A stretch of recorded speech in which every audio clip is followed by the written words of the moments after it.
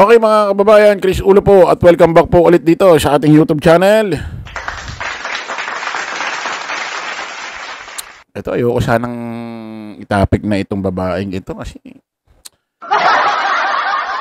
dalawa lang pwede kong maramdaman dito eh. Dito kay VP Inday Sara Duterte. Maumay ako or parang napapamahal na ako rito kakatapik. Parang nasusuwi. Hindi ko na maintindihan. Ito. Ano ba ngayong araw? 31, huling petsa, huling araw ho ng Mayo. Kasagsagan, kasulukuyan hong sineselebrate ho ang kaarawan ng ating pangalawang Pangulo ng bansang Pilipinas. Palakpakan natin, walang iba. Vice President Sara Duterte. Palakpakan natin. Tayo naman mga DDS kahit pa paano baka sabihin nyo puro na lang hindi maganda ang nababanggit natin dito kay Ma'am BP. Dagdagan pa natin yung magagandang salita, di ba? Birthday naman niya. Okay, happy birthday ma'am. Kasalukuyan hong si Ma'am Vice President Inday Sara Duterte, sineselebrate ang kanyang kaarawan sa impyerno tuloy. Yan ho, sa dahig. Hindi, kung nagkakamali ako, kasalanan niya yan. Nagmarka sa utak ko yung sinasabi niya na gusto kahit daw sa impyerno, siya ang presidente. Kasalanan ko ba yun? Kasalanan niya yun. Ito mga kababayan, meron siyang statement kanina sa kanyang kaarawan. Tahayag.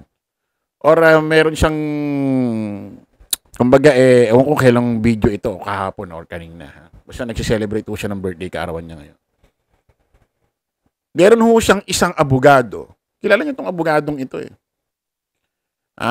madakdak tuloy. Hindi, ibig sabihin, kilala. Pinapurihan niya yung abogado. Pinapurihan niya. Pinuri niya. Pakinggan natin si BP. Hindi namin napag-usapan sa Office of the Vice President ang spokesperson. Pero saludo kami sa talino at tapang ni Attorney Rowena Guanzon. So kung gusto niya magsalita, go lang ng go. Makikinig tayong lahat sa kanya. Hindi namin napag-usapan sa Office of... Nako. Nagpaplano yata kumuha ng spokesperson itong si VP Inday Sara Duterte. Mukhang naghahanap yata ito ng pambunggo or pantapat ho dito kay Yusek, Undersecretary ng PCO. Walang iba kundi si Attorney Claire Castro. At tumahanap din ho yata ito si VP Inday Sara Duterte, pambunggo, dito sa bagong spokesperson ho ng House of Representatives. Nakaka-appoint lang ng isang araw. Walang iba kundi si Attorney Princess Abante. Alam niyo naman, pag pinakinggan niyo si Undersecretary ng PCO, si Attorney Claire, talagang palaban Talagang araw-araw, preskon, talagang araw-araw, binabara, sinusupalpal, dinudurog yung mga grupo ng mga DD shit Especially itong itong ex ni AR. Itong dating boss ni AR, si Harry Roque, dinudurog, sinusupalpal binabara umaga pa lang, gumagawa na ng preskon dinudurog, sinusupalpal, kinukorek yung mga fake news nitong mga grupo ng mga DD shit. Madadagdagan pa na tagapagtanggol. Kasi itong mga DD shit, pag bumanat sa Malacanang kay PBBM, yayariin ni Yusek, ni Attorney Claire ng PCO. Itong mga DD shit, bumabanat din sa House of Representatives walang spokesperson. Ang mga sumasagot, mga mambabatas doon. Kumuha ngayon sila ng House of Representatives. Taga-sagot, taga-banat, taga-supalpal, taga-bara, taga-soplak, dito sa grupo ng mga DD shit. Especially dito sa mga to. Yan, sila mahal. Yan, mga hayop na yan. Si ano ngayon na makakalaban nila? si Attorney Princess Abante. Okay, ngayon, aba, mukhang nagpaplano yata kumuha ng spokesperson itong si Vice President Inday Sara Duterte. Mukhang panangga niya or pang bunggo niya rito sa dalawang si Undersecretary ng PCO, Attorney Claire Castro, at itong bagong tagapagsalita ng House of Representatives, Attorney Princess Abante. Mukhang naghahanap.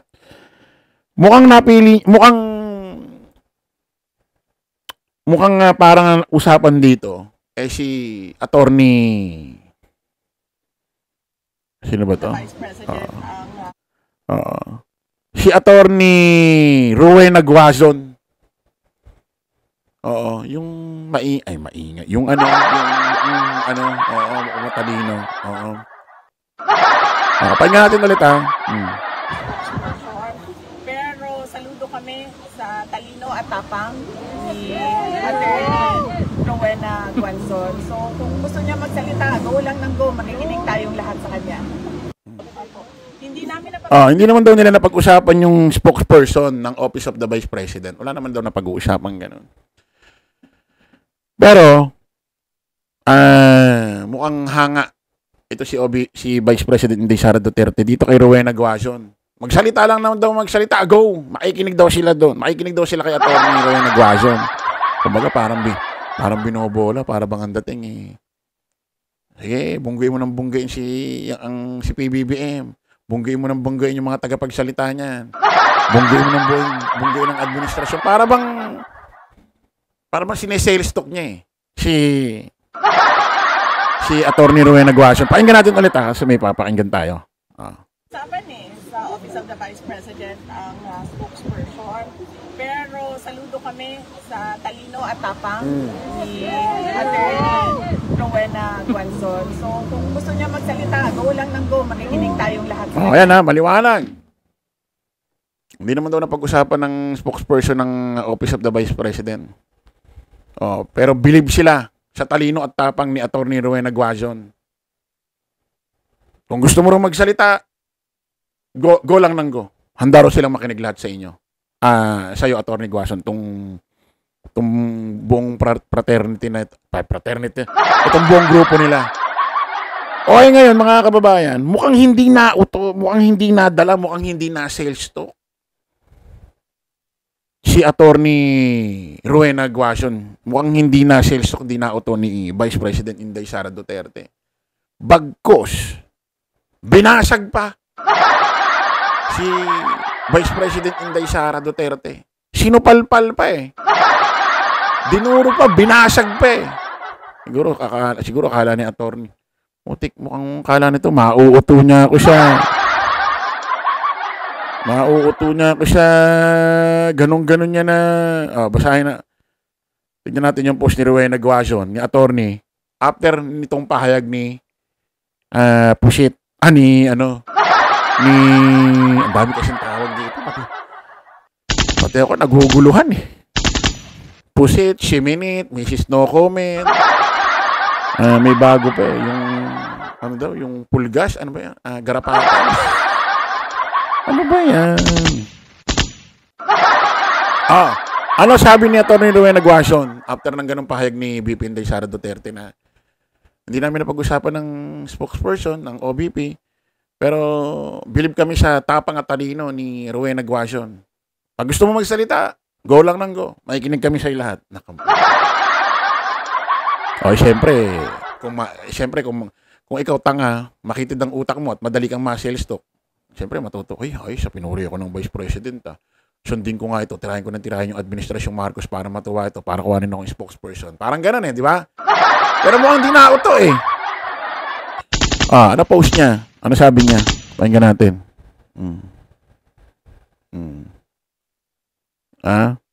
Ano sabi niya? Ito, pakinggan natin Kung totoo, pinost niya pinost niya muna yung sinabi ni VP Inday Sara Duterte sa video yung pinakinggan natin kanina. Pinost niya muna, tsaka niya nilagyan ng caption. Ito caption niya doon sa pinost niyang statement ni VP Sara. Kung totoong makikinig ka sa akin, sige nga, pa-drug test kayo ni PBBM.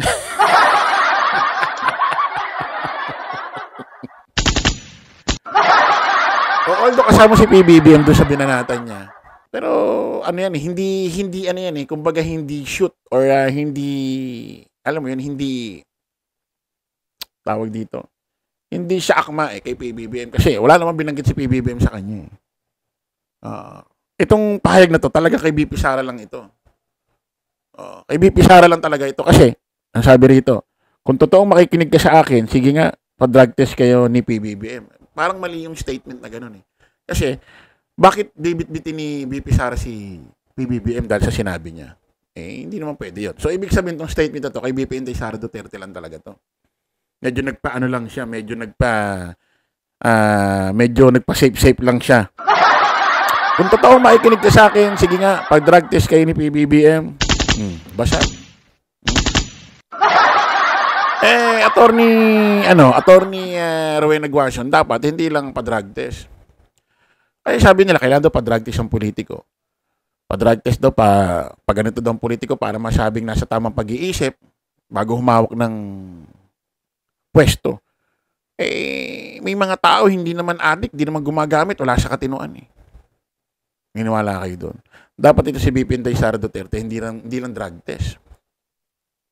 Dapat pa neuro psychiatrist o ano. Kasi minsan may mga sinasabi ito na parang mabibigla ka na lang, magugulat ka na lang ng hindi pang karaniwan, especially Vice President, pangalawang may pinakamataas na posisyon sa gobyerno. Isipin mo, hindi lang binigay ni Pangulong Bongbong yung relo dun sa kadete, sa PMA na graduate. Nag-react siya dun. Ba't daw hindi binigay yung relo? Isipin mo, hindi lang binigay yung relo. Ang nasa isip niya agad, putulan agad ng ulo si PBBM. Isipin mo na inis ka dahil sa paniniwala mo, nagdamot si PBBM.